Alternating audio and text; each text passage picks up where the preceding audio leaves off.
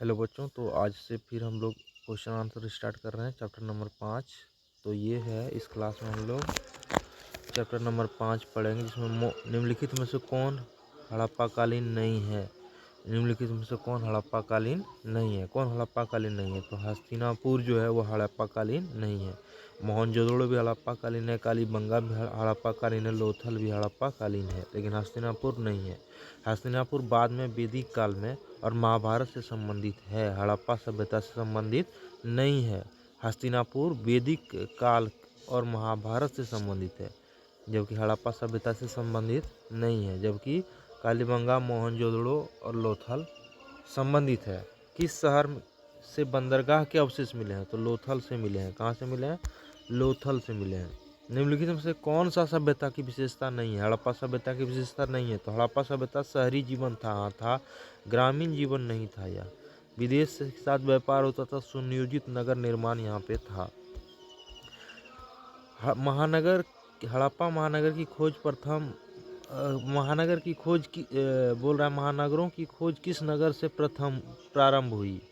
किस नगर से प्रारंभ हुई? तो महानगरों की खोज किस नगर से प्रारंभ हुई? तो हड़प्पा से हुई। कहाँ से हुई? हड़प्पा से। हड़प्पा सभ्यता की खोज सबसे पहले हुई, सबसे पहले हड़प्पा नगर से हुई, है ना। प्रारंभ हड़प्पा नगर से 1921 में दयाराम साहनी ने इसकी खुदाई की थी, और यह हड़प्पा सभ्यता महानगरों की पहली खोज मानी जाती है।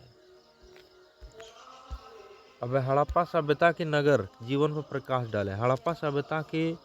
हड़प्पा सभ्यता अपने उन्नत शहरी नियोजन, जल निकासी प्रणाली, बड़े बड़े नगरों जैसे हड़प्पा, मोहनजोदड़ो के लिए जानी जाती है। आधुनिक विचारकों ने इसकी नगर सभ्यता पर विशेष ध्यान दिया है।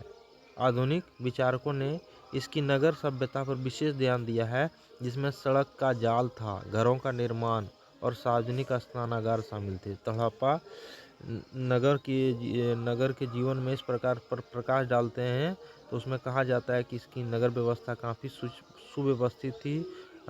नगर विशेष रूप से इसमें ध्यान दिया जाए तो जल सड़क अच्छा था, घर का निर्माण एवं सार्वजनिक स्नानागार आदि भी अच्छी तरीके से बनाए गए थे। तो नगर कैसा था? उन्नत नगर था, उन्नत शहरी नियोजन था, बसाव था, जल निकासी प्रणाली अच्छा थी, यानी शहर में जल जमाव की समस्या ना हो, इसके लिए बड़े बड़े नगरों जैसे मोहनजोदड़ो और के लिए जानी जाती थी। बड़े बड़े नगर थे, जिसमें हड़प्पा और मोहनजोदड़ो।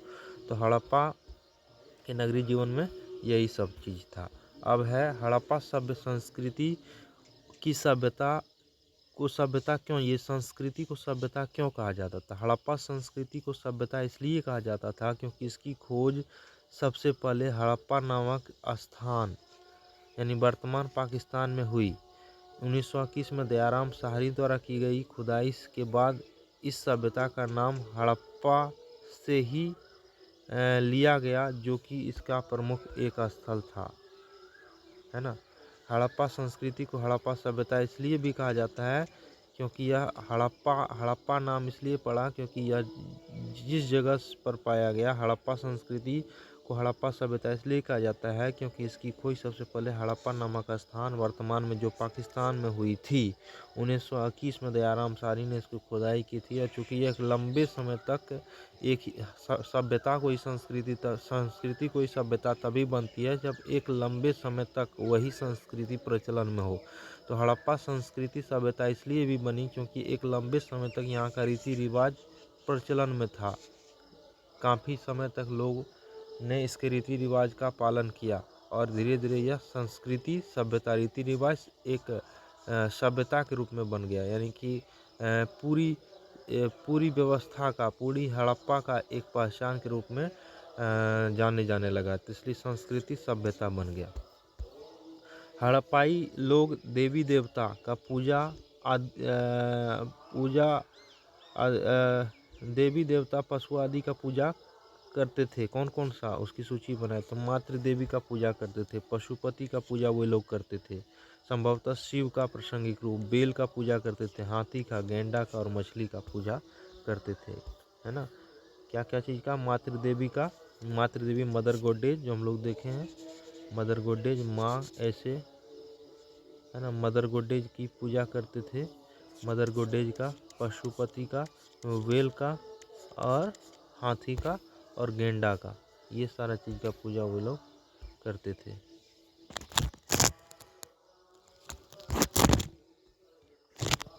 हड़प्पाई लोग जिन फसलों से परिचित थे उनकी सूची बनाए। तो वे लोग गेहूं से परिचित थे, जौ से परिचित थे, कपास से परिचित थे, सरसों से भी परिचित थे, मटर से और तिलहन से परिचित थे।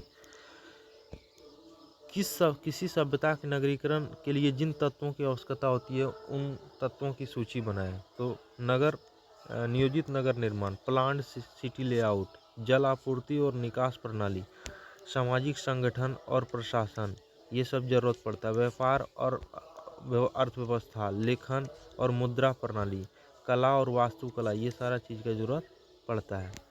क्या क्या चीज़ का जरूरत पड़ता है? उन तत्वों की सूची क्या क्या है? किसी सभ्यता के नगरीकरण के लिए जिन तत्वों की आवश्यकता पड़ती है उनमें नियोजित नगर निर्माण होना चाहिए। नगर निर्माण मतलब नगर का घर इस नियोजित ढंग से बने, यानी कि एक व्यवस्थित ढंग से बने, है ना। जैसे वहाँ ग्रिड प्रणाली था, है ना, एक नगर दो नगर के बीच में जो गली था वो मुख्य गली को 90 डिग्री पे काटता था। सामाजिक संगठन और प्रशासन, सामाजिक संगठन हो, है ना, और प्रशासनिक व्यवस्था अच्छा हो, प्रशासन वहाँ राजकाज चलाने वाला आदमी या तो व्यवस्था अच्छा हो। व्यापार और अर्थव्यवस्था, यानी कि वहाँ व्यापार वाणिज्य चलते रहे, नगरीकरण तब होगा। लेखन और मुद्रा प्रणाली, है ना, लेखन और मुद्रा प्रणाली में लिखने से संबंधित चीज भी विकसित हो। कला और वास्तुकला पूरा का विकास हो, तो वह नगरीकरण की ओर कोई भी बोला जाता है कि कोई भी सभ्यता का नगरीकरण हो जाता है। हड़प्पा सभ्यता के लोग देवी देवता, पशु और आदि का पूजा करते थे। मातृ देवी का पूजा, पशुपति का पूजा, बेल का पूजा करते थे, हाथी का पूजा, गेंडा और मछली का पूजा करते थे। तो ये वीडियो हमारा ख़त्म होता है। धन्यवाद।